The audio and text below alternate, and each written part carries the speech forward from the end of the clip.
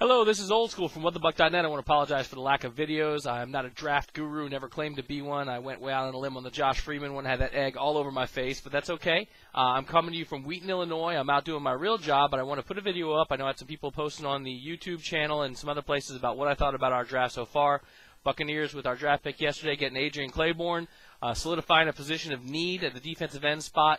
A lot of the concern about Clayborn seemed to be around his character issues, which seemed to stem around that cabbie incident that occurred back in college, which if you go read the stuff online about it, and again, I'm not from Iowa City, apparently, where this all took place. This was a young kid reacting inappropriately, apparently, to some racial slurs, and that sucks. But I think that the Bucs have done a good job in recent time, seemingly, of checking this stuff out. Now, of course, anyone we pick is going to be thrown under that character scrutiny light, especially with what's been going on with Denard Jackson, Aqib Talib, Jeremy Stevens, and the list sort of goes on and on.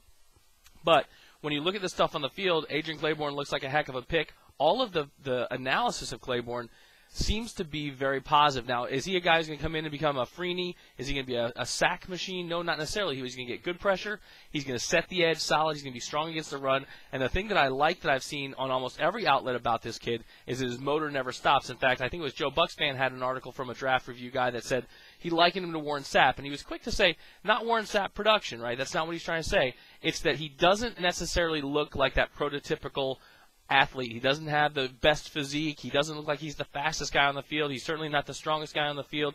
But somehow he just continues to beat strong offensive linemen. And the kid's got the right attitude. He says he's going to kick some offensive linemen's ass.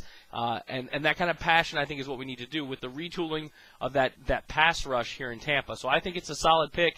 I think it looks good. I'm very excited about it. I think the team did a good job. Now, the big mystery – I didn't talk about the Erb's palsy. Apparently this is a nerve condition. I'm not a doctor. I went out and did the thing anyone would do, which is check out Wikipedia. It's a nerve condition. Apparently this can be caused by a difficult childbirth. And from what I read online, if you guys know different, make sure you comment this up. When this does flare up, first of all, it causes a little bit of a reduction in strength in the arm. It's an upper arm condition. It can be corrected if it needs surgery. So this doesn't seem like it's one of those things where this guy could end up not having a career. At least it didn't look like it on the surface. If you guys are doctors or know more about this, please let us know. But right now, I'm very excited about the #1 pick. Now, I just got done watching the 51st pick in the draft. The big discussion was what is going on with Daquan Bowers. Daquan Bowers had what I believe has been described as an arthritic condition in his knee, which is degenerative. It will require some surgery, potentially more than one surgery down the road. This is a kid that was a 1 to 3 pick on everyone's board out of Clemson. A freakish athlete, a game changer. And all we could talk about after he made it through the first round was, well, what happens if?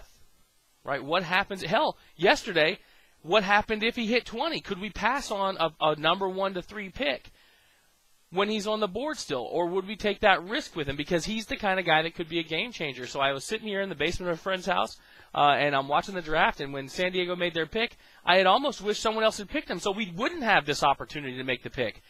But here comes Daquan Bowers, a potential game changer, and I heard the draft folks on ESPN say, listen, the surgery he may need at some point, they're not saying he needs it now, but the surgery he may need at some point could take him out for 8 months.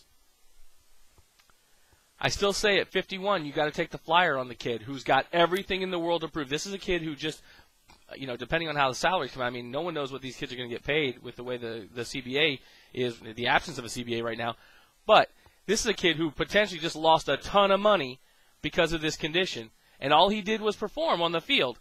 So I like the pick. I think it shows the Bucs continued commitment to retooling that defense, giving Raheem Morris some more weapons. I would not be surprised to still see us go out there and grab a safety or linebacker in the rest of these draft rounds here with a 3 through 7. But right now, I'm very positive. I'd love to hear what you guys think about these picks. I know that both of them are a bit controversial. I think Clayborn less controversial than Bowers. But as a Bucs fan, I am excited about it. Very excited about the rest of the draft, and I'll try and do my best to get some videos up. We're going to have a live show next week that'll do a draft recap, and we're going to get back into the swing of things here, even without the CBA stuff being handled. So, again, let me know what you think. I'm excited. Clayborn, Bowers, outside of Price, McCoy, Miller in the rotation. I think all of a sudden we've got a retool defensive line, and hopefully that will lead to some good things for the Buccaneers.